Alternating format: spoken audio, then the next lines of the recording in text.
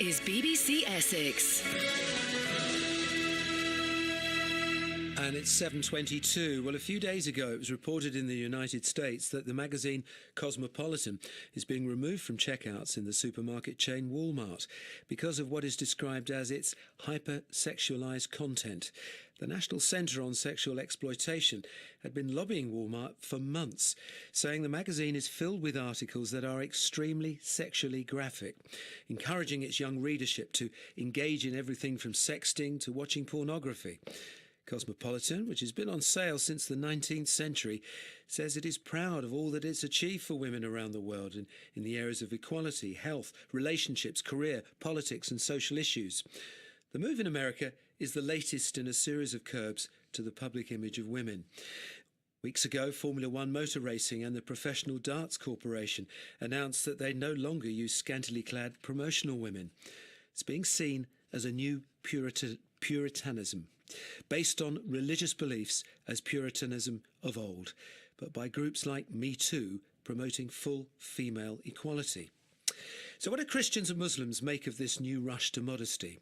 David Castles is pastor of New London Baptist Church in Chelmsford. We have come across a period in Britain where we have an awful lot of questionable behaviour, questionable appearance, and our church would hold to a traditional biblical view of modesty to protect both women and men against the vices that can come across. Is the use of promotional women scantily clad at events attended by the public immoral in your church's opinion? It probably would be, yes, and not just that, of course. There's a whole milieu of similar events in the world. Modesty in every environment would be very important to us as Christians.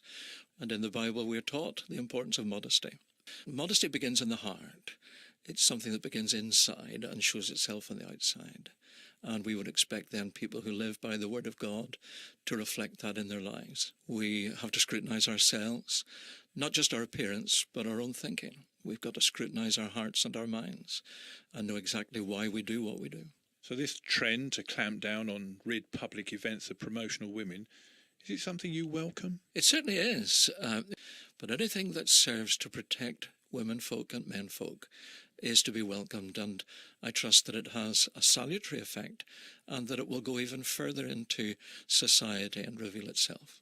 Do you find it interesting that this latest trend comes not from any religious or faith background, but from women's equality background, which is actually secular? That's the strange concept. There are so many crimes against women today, and I'm not saying that they all stem from sporting events and women parading as they do, but it's part of a symptom.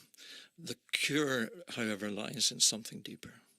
And I think that if we have the truth of the Word of God promoted, the answer to the problems of society is always found in the gospel. I think that the women's equality lobby can learn something from traditional religious beliefs on the issue?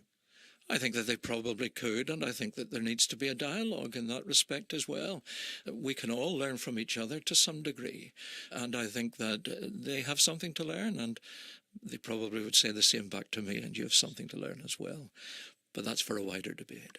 That's David Castles of New London Road Baptist Church, who welcomes these latest moves to stop the immodest portrayal of women.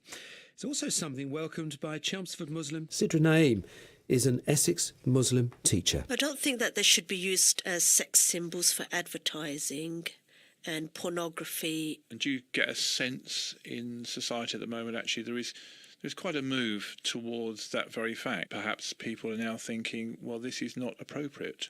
Definitely, when it comes to advertising, products are sold more when there is a naked woman in the advert in comparison to a man. Women are there to sell products at the end of the day, and that's always been the case. What's the Muslim view about that? It is there actually in the roots of all faiths that women should be dressed modestly. Women are attractive, their bodies are attractive.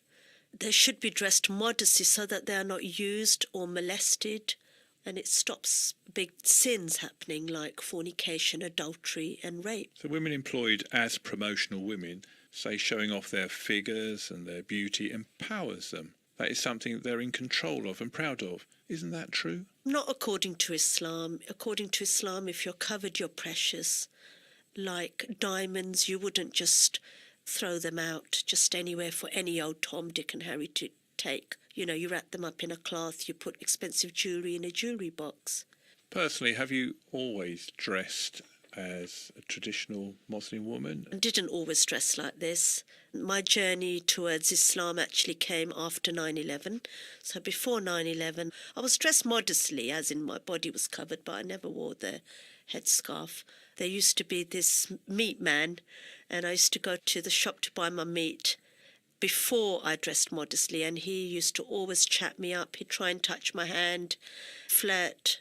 Then I decided to wear the headscarf, and I went back to the same shop, and all of a sudden he called me sister, which reminded me of a nun, when you call a nun sister.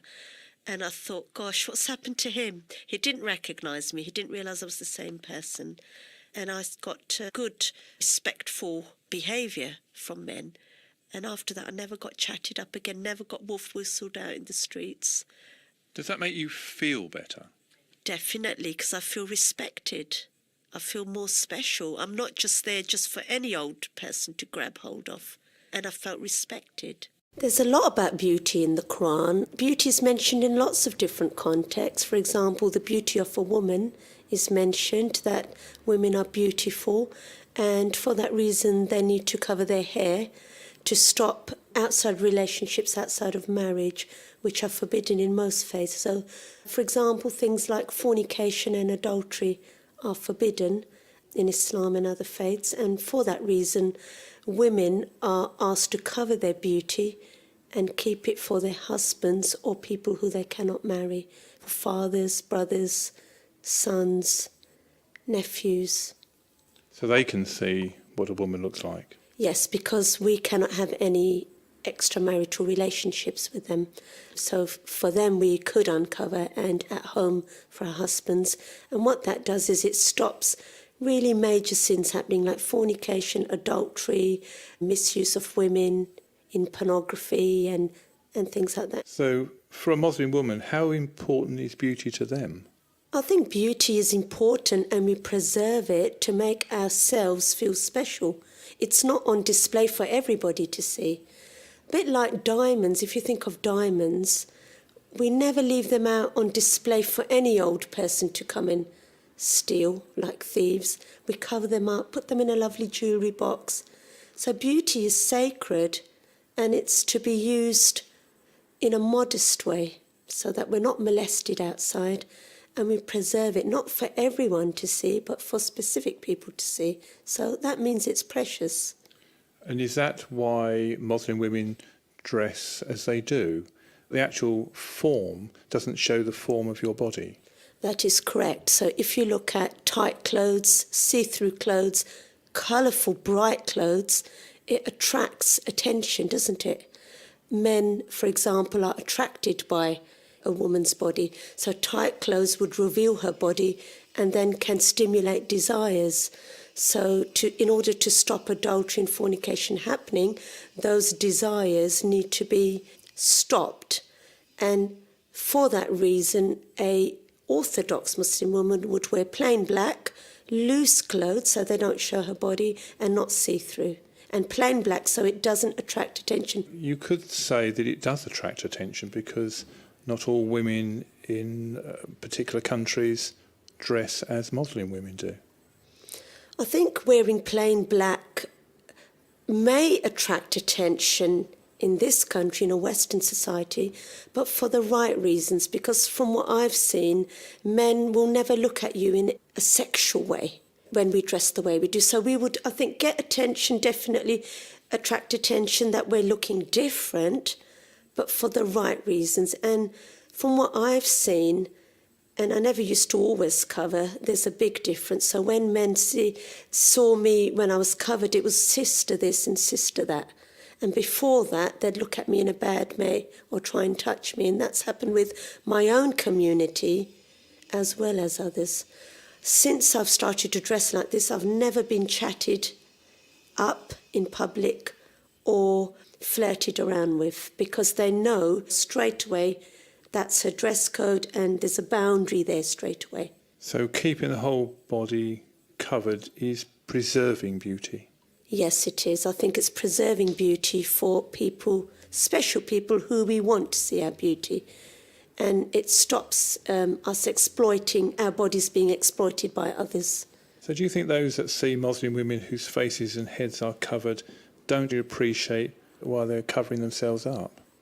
Yes, definitely. I think that when I explain it to people, then they understand. For example, if you look in the Old Testament, it says, "A hair is your beauty and cover it." And that's the reason why nuns cover. Nobody ever thinks, why do nuns cover? They don't get married and they cover. If you look at pictures of Mother Teresa, and she's been in the newspapers lately a lot because they want to make her a saint, you never ever see her with her hair out. And if you think of old English terms like let your hair down, well, basically that is to attract men, isn't it? You let your hair out to attract men, and that's why you're going out to party. If you talk to older ladies, they will tell you that, yes, they used to always go out with a scarf, especially Catholic older women, and never went to church, for example, without a hat on. And if you look at dress codes throughout the centuries, you look at Victorians, you look at Tudors, they always wore long dresses, long arms, and always covered their hair, never went out without covering their hair. Some Muslim women put a veil across their face as well. That's something that you think should be encouraged? In the Quran, it tells you to cover your hair. And the reason is to stop you getting molested and stop major sins like rape, fornication, adultery. What some ladies believe is, the very strong Orthodox women, that you can still see your face, which is the most beautiful part of you, when you wear just a headscarf. So they then take the extra step and then cover their face as well. And what that means then to them is that it completely stops each and every avenue possible to go towards those sins. And that's the reason why they themselves choose the face veil. And it's their own reason why they want to freedom really of dress. Muslim women do spend money presumably on skin products and hair products and things like that. Yes, we definitely do. We're definitely are into makeup and hair. We have all female parties a lot. So where we can dress up and we can show our hair and show our full beauty amongst all our friends, that's done very often. And there's a lot of competition in our clothes and everything. But we beautify ourselves for our husbands so that our beauty is preserved in a way not on show for everyone to see. Do you think that women in the West could learn from the way of life in terms of your dress and keeping your beauty for certain people? Yes, because I've looked at journals and things actually. It does show that in the Western world, for example, where the Islamic dress is not very high, adultery, fornication is very common amongst the people. There's journals to prove it. Rape, pornography is high as well. Exploitation of women, advertising, they're used for advertising as well, aren't they, women? If you look at countries where the Islamic code of dress is the way I've explained, fornication, adultery is very low. Rape is minimal because there's just nothing there to attract men. So in terms of those kinds of things, also divorce rates are lower because of this kind of code of dress. And then all the other things that you get, you know, all the dysfunctional families and all that kind of stuff, that all goes together with divorce and adultery and fornication. All that is low as well. So I think for a stable environment, I think that it is a good thing. And a lot of the older ladies actually recognise that.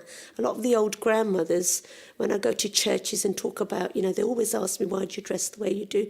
They always say, yes, you know, we're shocked at the way our grandchildren dress at the moment. It's like you're just out there just to attract the boys, mini skirts and everything. So I think that yes, I think there's a lot to learn for everyone, really. It brings the right kind of attention. So basically, straight away, there's a barrier between men and women, and men know straight away she's not the kind of girl I can flirt about with. I can't chat her up. It's a little bit like nuns. When someone enters a church and a Catholic nun is fully covered, you wouldn't dream of going and chatting her up, because straight away the dress code puts a barrier between the two genders. So it's the right kind of attention. And what's really interesting is, before I covered, I remember a meat shop that I used to go to, and the man used to always try and chat me up and try and touch me, actually, try to touch my hand. And then when I started to cover, I went to the same meat shop and he didn't recognise me. And all of a sudden it was sister this and sister that. The amount of respect I got. And inside I laughed, because I knew it was the same man, but he didn't recognise me. I thought, what a difference. What a difference. Me dressed differently, hair out and everything, and the way he used to talk to me. And now all of a sudden he's calls me sister. So does that actually make you feel better as a person, yes, as definitely. a woman, by being covered up, with your beauty being covered? Yes, and more respected, definitely more respected. The majority of the time when we're at home, we're not wearing all of this. So yes, we look after ourselves really well. We wear makeup at home and hair styling and all the rest, everything. Sometimes we have all female parties where we can dress how we please, and there's actually competition between all the women with hairstyles and clothes and jewellery. All of that happens, but beauty is not there to show off to everybody.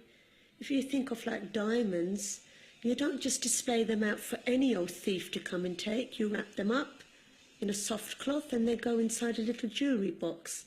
And that's the case with all precious things. If you look at oysters, you open the oyster and the pearl is inside.